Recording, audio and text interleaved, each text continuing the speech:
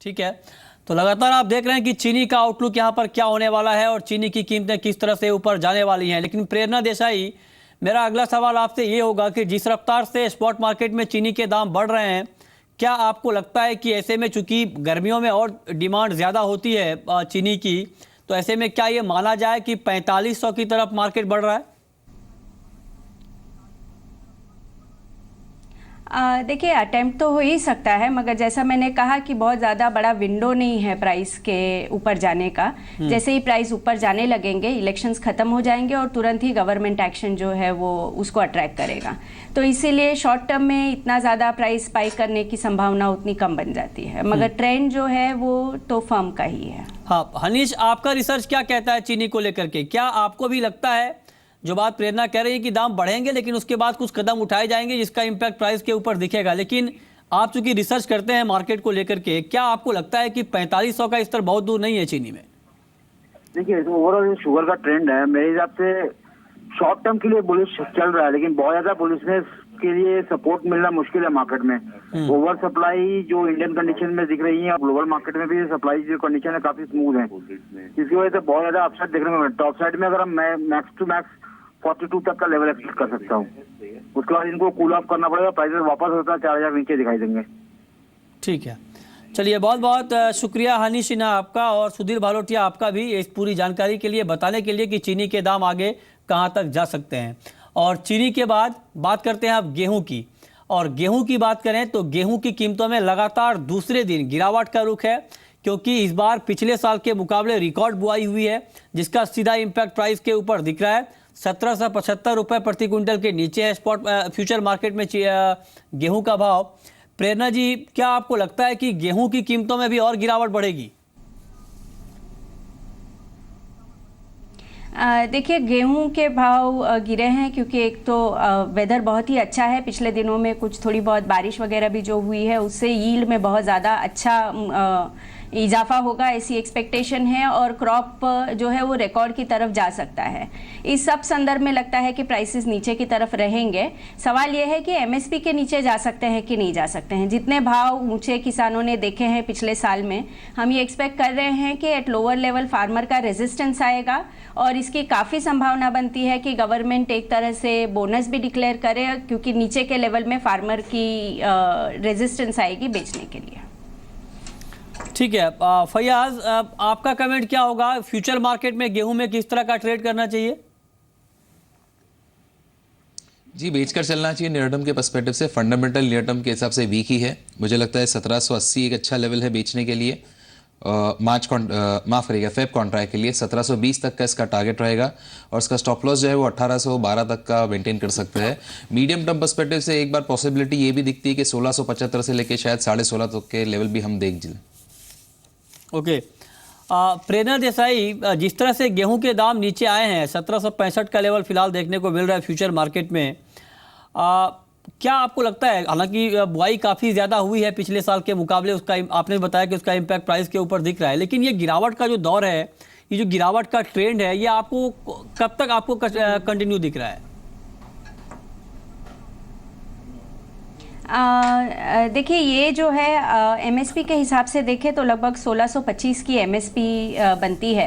पंजाब हरियाणा में चूंकि गवर्नमेंट की ही बाइंग होती है, इसीलिए वहां पर एमएसपी के लेवल के प्राइस पहुंचते हैं। मगर हम ये जानते हैं कि गवर्नमेंट के पास स्टॉक्स जो है वो पिछले 10 साल के रिकॉर्ड लो पर चल रहे हैं, इसलिए गवर्नमेंट को काफी अग्रेसिव प्रोक्योरमेंट करनी पड़ेगी। दूसरा ये है कि किसान देख रहा है कि पैडी के प्राइसेस काफी ज्यादा ऊपर चले गए, तो इसलिए वो ये एक्सपेक्ट करेंगे कि गेहूं के भी उनको बेटर प्राइसेस मिले।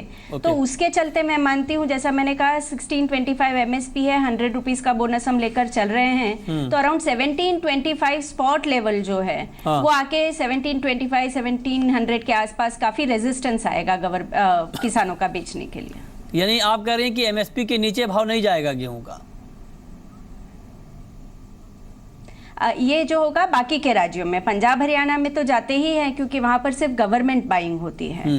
मगर एक्स पंजाब हरियाणा जैसे एमपी है, यूपी है, ये सारे जो स्टेट्स हैं जो काफी बड़े वीट प्रोड्यूसिंग स्टेट्स हैं, उनमें एक तरह का काफी स्ट्रॉन्ग रेजिस्टेंस आएगा। गवर्नमेंट की ओवरऑल प्रोक्योरमेंट की पैटर्न भी हम देखते हैं तो पंजाब हरियाणा से लगभग 50% ही वो लोग प्रोक्योर करते हैं उनकी टोटल रिक्वायरमेंट का, मतलब बाकी की 50% के लिए उनको उन स्टेट्स के बाहर आना पड़ेगा। ठीक है, अब आगे बढ़ते हैं, बात करते हैं अब एडिबल ऑयल कॉम्प्लेक्स की। और सोयाबीन की अगर बात करें फैयाज, तो फ्यूचर मार्केट के लिहाज से सोयाबीन पर आपका आउटलुक क्या है? मृत्युंजय, पिछले 3 महीने से 3000 और 3200 की रेंज में चल रहा है। नई हार्वेस्टिंग सीजन हुई, बहुत से लोगों को लग रहा था 2800 रुपये हो जाएंगे। अब हम स्लोली एक ऑफ सीजन की तरफ जाएंगे अप्रैल के बाद या मार्च के बाद, तो यहाँ से बहुत लंबी डाउनसाइड मुझे नहीं लग रही है। अगर सोयाबीन में थोड़ी भी डिमांड पिकअप होती तो यहाँ से प्राइस थोड़े सपोर्टिव हो सकते हैं। सीजनैलिटी ट्रेंड भी इसे सपोर्ट कर रहा है, लेकिन as of now near term perspective से बात करो तो 3060 से लेके 3120 की रेंज है मार्च कॉन्ट्रैक्ट की। ये रेंज में बाय ऑन डिप्स की स्ट्रेटेजी आप कर सकते हैं। और अगर 3120 का लेवल निकल जाता है तो 3200 तक का टारगेट देख सकते हैं। ठीक है, अब बात करते हैं स्पॉट मार्केट के लिहाज से। और स्पॉट मार्केट को देखें प्रेरणा जी, तो क्या आपको लगता है, चूंकि मस्टर्ड का उत्पादन बढ़ने की संभावना है और अभी दिल्ली में एक कॉन्फ्रेंस हुआ था मस्टर्ड को लेकर के, ग्लोबल समिट, जिसमें 60 से 70 लाख टन के आसपास का टारगेट दिया जा रहा था उत्पादन का, ऐसे में क्या आपको लगता है कि अभी पूरा ऑयलसीड कॉम्प्लेक्स दबाव में रहेगा? हाँ जी, मैं ये मानती हूँ। आप ध्यान करेंगे कि बहुत सालों के बाद पहली बार स्पॉट में ऐसा हुआ कि एमएसपी के नीचे सोयाबीन के प्राइसेस गए और सोयाबीन के प्राइसेस कहीं नहीं जा रहे हैं क्योंकि स्पॉट में अवेलेबिलिटी बहुत है, पिछले साल का कैरी फॉरवर्ड बहुत है और अब मस्टर्ड सीड की जो है वो अवेलेबिलिटी भी बढ़ेगी, इसलिए प्राइसेस दबे हुए ही रहेंगे। और नीचे के लेवल पे क्योंकि एक्सपोर्ट पैरिटी मील की काफ़ी अच्छी बैठती है, तो इसलिए क्रशिंग काफ़ी अच्छी होगी और मील के एक्सपोर्ट्स लगातार बने रहेंगे। जब तक बहुत बड़ी मात्रा में मील के एक्सपोर्ट भारत से नहीं होते हैं तब तक सोयाबीन के प्राइस कहीं जाते हुए दिखते नहीं हैं। ओके, ठीक है। फैयाज हुदानी, जीरे की कीमतों में भी लगातार तेज गिरावट का माहौल है। कल भी बाजार में काफ़ी ज़्यादा गिरावट आई थी, आज भी मार्केट दबाव में है। 17,200 के आसपास यहाँ पर ट्रेड हो रहा है। करंट मार्केट प्राइस के आसपास जीरे में किस तरह का कारोबार करना बेहतर रहेगा? देखिए, सीजनैलिटी को देखते हुए ऐसा लग रहा है कि अराइवल सीजन के टाइम पे अभी इस वक्त पर यानी फेब महीने में बाइंग करना थोड़ा अग्रेसिव हो जाएगा।